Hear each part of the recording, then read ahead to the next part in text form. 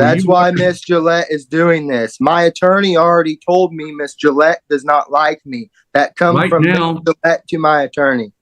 That's a conflict of interest.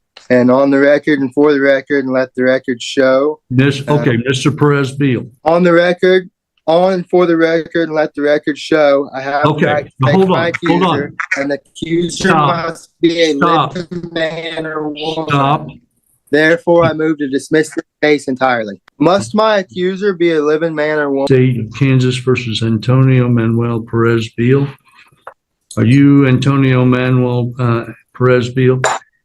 Yes, sir, I am. Yes, Your Honor, I am.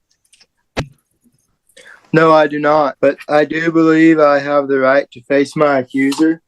And on the record and for the record, and let the record show. Mr. Perez-Beal. This is your first appearance. You are charged in count 1 with criminal trespass, a Class B non-person misdemeanor. A Class B non-person misdemeanor is punishable up to 6 months in the county jail and a fine not to exceed $1,000. Do you understand what you're charged with? On the record, on and for the record, and let the record show, I have the right to take my accuser, and the accuser must be a living man or woman.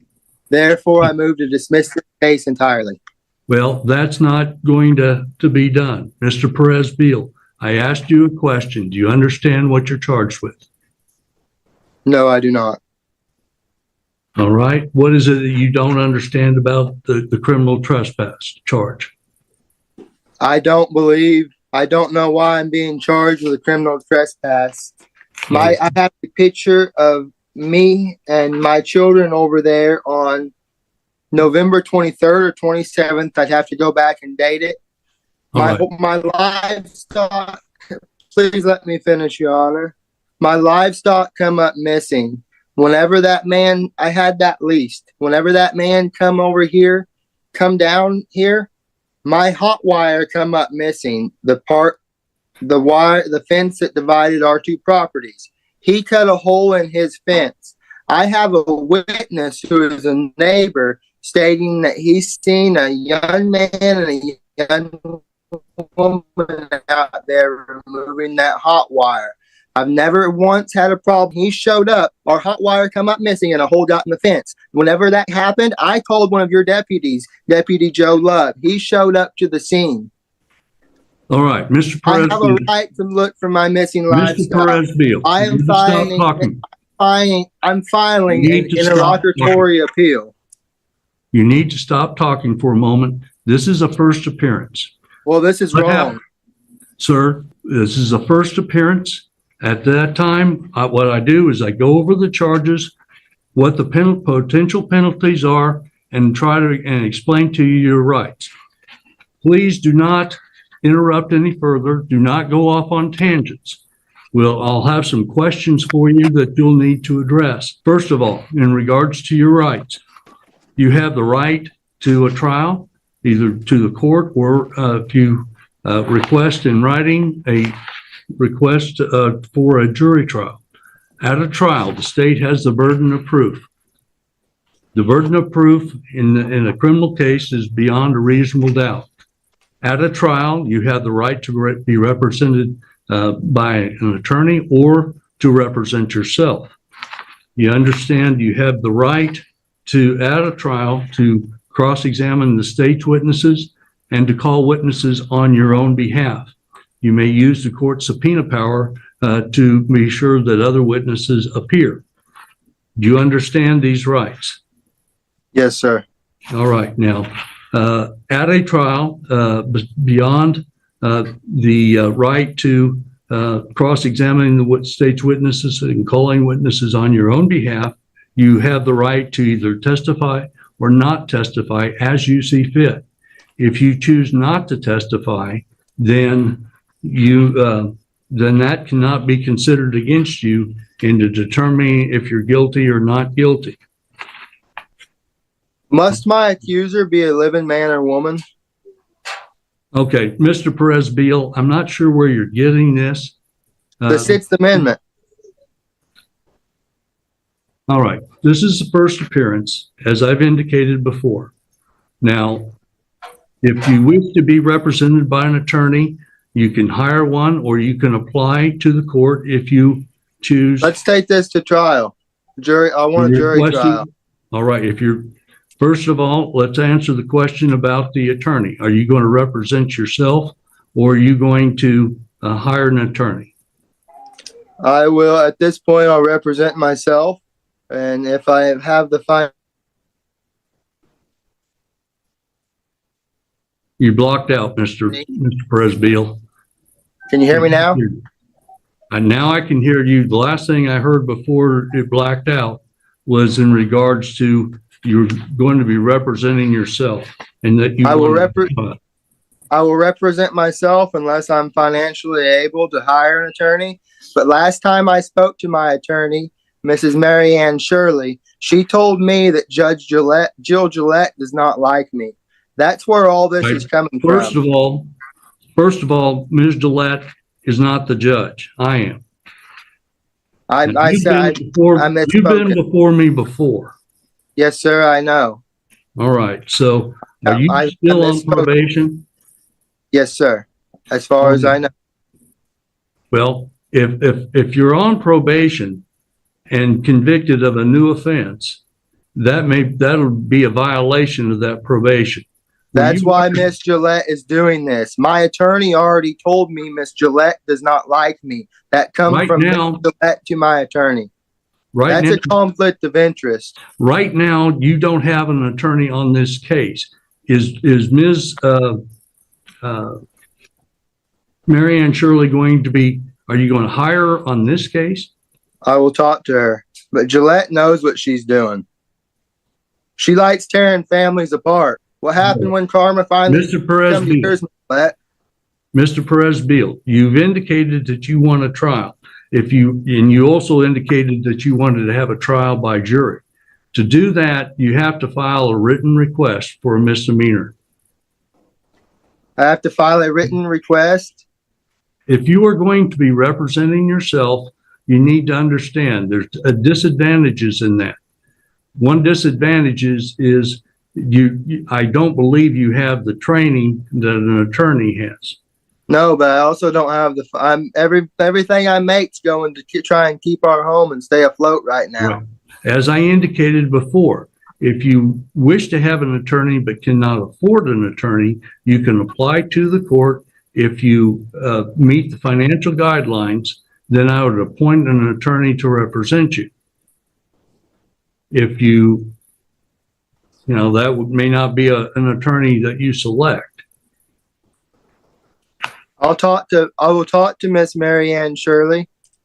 All right. So if you're going to talk with an attorney, typically what we do is we schedule another hearing to give you that opportunity. And we call that a control hearing or a status hearing. Do you wish to do that, or do you wish to go ahead and schedule a trial? If we schedule a trial and I show up with an attorney, will that be allowed? Well, it would, but if you're asking for a jury trial, there's certain things that you have to do. Right now, you're representing yourself.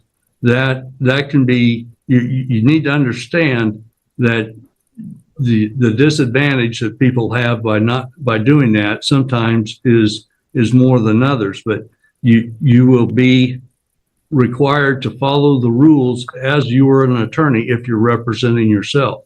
Most people don't know what those rules are and so forth. So that presents a real disadvantage at times. Do you understand that? Yes, sir. Okay. So if you're going to apply for an attorney or talk with Ms. Shirley, what I'll do is schedule a control hearing. That is not waiving your right to a trial. All right. If that control hearing or status conference, which we'll set in about 30 days, if you still wish to have a trial, we'll schedule that. We can schedule for either in person, either before the court, or you can be represented if you wish to have a jury trial, you need to have your request made in writing for that. And we would schedule a trial by jury. Now, there was a hearing that was scheduled on December 13th, and you did not appear at that time. I issued a bench warrant, and you had been served with a summons. Now, later that day, you contacted the clerk's office, and then you did surrender yourself and posted a $5,000 cash or surety bond, and that bond is still in effect. All right? Yes, Your Honor. So you need to be sure that you appear as directed for later hearings. Now, let's go ahead and schedule this for a control hearing to give you an opportunity, Mr. Perez-Beal, to speak with an attorney of your choice or to apply for an attorney. Please do not wait until the last minute to do that hearing, if you want to apply. If you're going to apply, do so in the next few days. If you're able to hire an attorney of your choice, that's fine. Then the court-appointed attorney would be released from dealing with the case. All right. Now, January 31st at 3 p.m. January 31st at 3 p.m. Okay, Mr. Perez-Beal, you're breaking up a little bit And on your connection. can you hear me fine now? Well, it comes and goes. Right now, yes, I can hear you. Can you hear Now we can't hear you. fine now? There's also a time delay. You know, I'll see your lips move, and then we'll hear the sound. We call it lag, or I call it lag. Mr. Perez-Beal, now you're frozen, and we haven't been able to hear you for the last 30 seconds or so. I'd just like to make a statement. Well, you've made some statements, but Can you hear me right now we're scheduling January 31st. How about now? Are you able to hear me? Now I was able to hear you. You interrupt me, but our next court hearing is January the 31st at 3 p.m. That will be a Zoom hearing. You understand? Do you have that? Mr. Perez-Beal, did you hear the date? Yes, sir. Okay. Can you repeat the date so I know that you've got it, please? January 31st at 3 p.m.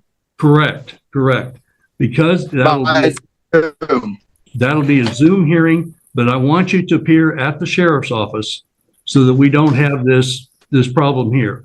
If you have an attorney and the attorney would prefer to have you there at their office to do the hearing, then that's fine too. So if Ms. Shirley is going to be your attorney, you hire her, and she wants you to be but you need to be at one of those two places, either the attorney's office or at the sheriff's office where they have the equipment, and we can be relatively sure that you're going to have a good connection. Because in this hearing, we haven't had a good connection. Yes, sir. All right. That's the things that we needed to cover for today. So this matter will be adjourned, and we'll see you on January 31st at 3. So Mr. Perez-Beal's case is adjourned at this time. All right. I need you to mute him, Aaron.